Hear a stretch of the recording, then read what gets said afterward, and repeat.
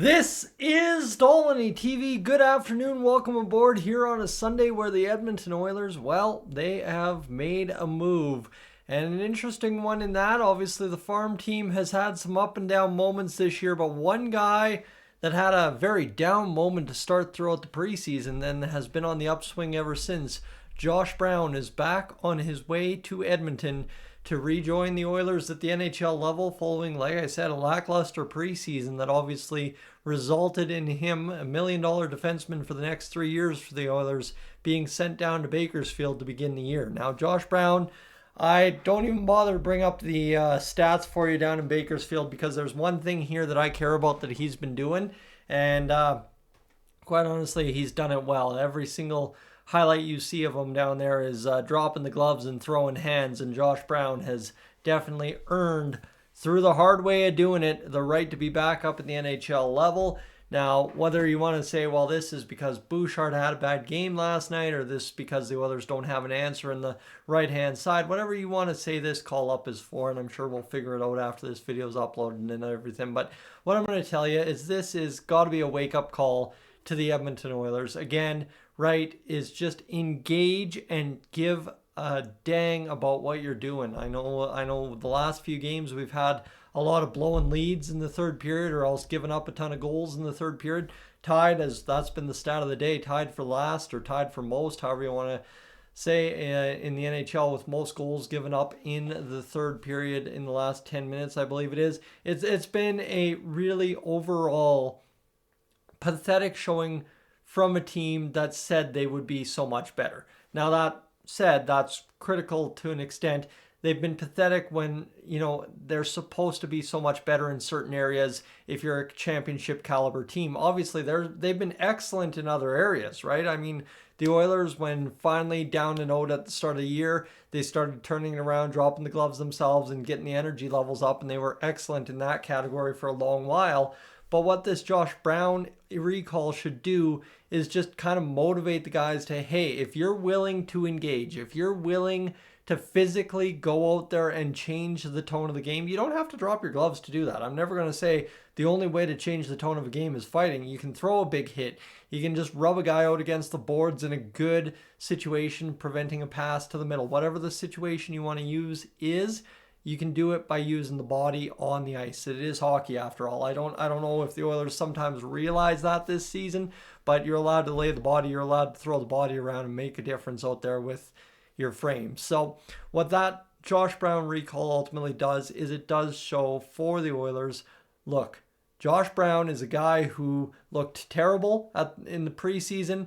Definitely did not even stand a chance halfway through the preseason of making the roster, other than the fact that his contract was for 3 years and $1 million.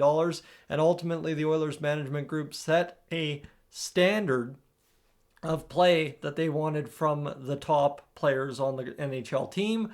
That standard, I do not believe, has at all been met this year. Yes, like I said, there's been great moments. There's been a lot of fun.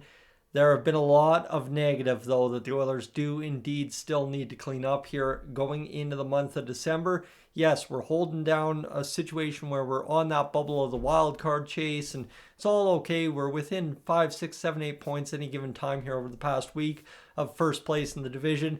But when a team promises you, and you know as a management group that they can be so much better, when a guy like Josh Brown goes out there and is willing to do anything and everything, protecting teammates, dropping the gloves to change the tone of the game, going out there and obviously providing as well a steady Eddie defense for the Bakersfield Condors, right? I mean, yes, he's spent a lot of time in the box here over the past month or so, but at the same rate too, it's not like anyone's sitting here texting me about Josh Brown's call up and saying, man, this guy's been so terrible, how's he the solution? I think it's very simple, right? A guy that's willing to step up and be a difference maker, even if it doesn't mean scoring a goal, laying a hit. It just means going out there and protecting teammates or going out there and sparking something when the team is flat. And that's what I'm excited to see, because we have seen a lot of this Oilers team be flat. And whether you want to sit here and blame Bouchard for bad giveaways, Skinner for not making a save or whatever, the engagement level on this team this year has been poor at best. And it'll be exciting to see if Josh Brown, right, with Stetcher and Dermott really not getting the job done, if they get in there and see Josh Brown get an opportunity to play a few more minutes. And obviously with Darnell Nurse out of the lineup, I guess light bulb moment, Darnell Nurse is likely out of the lineup for the next little bit if this is a move being made. So the Oilers will have to get something going. But again, still, they're making a decision between 7 defensemen. And especially when you've got a situation with Victor Arvidsson, as you do as well, there's a ton to go. Sorry, I don't know why that light bulb went off so late into the video, but that's fine, right? There's so many different things. But again, I think Josh Brown, everything I said about why he was the one to get the call up still stands, still makes sense, and is still very valid. So friends, thank you so much for being aboard here this afternoon. It's a sleepy Sunday, quite honestly. It's been a very slow news day up until now, and we'll look forward to seeing what comes next. As Ryan Reaves, I guess I should probably touch on this here in the video as well. Ryan Reaves has been suspended. I was going to say expelled, but whatever. Sunday. He's been suspended for the next 5 games. So it was 5 or less, and 5 is the maximum. They choose to go with Ryan Reaves. Obviously, if you look at every single video, photo from the hit, it is just absolutely something you don't want to see in the game nowadays. I think the NHL has learned a lot of mistakes and trying to protect the players a little bit better. But again, 5 games.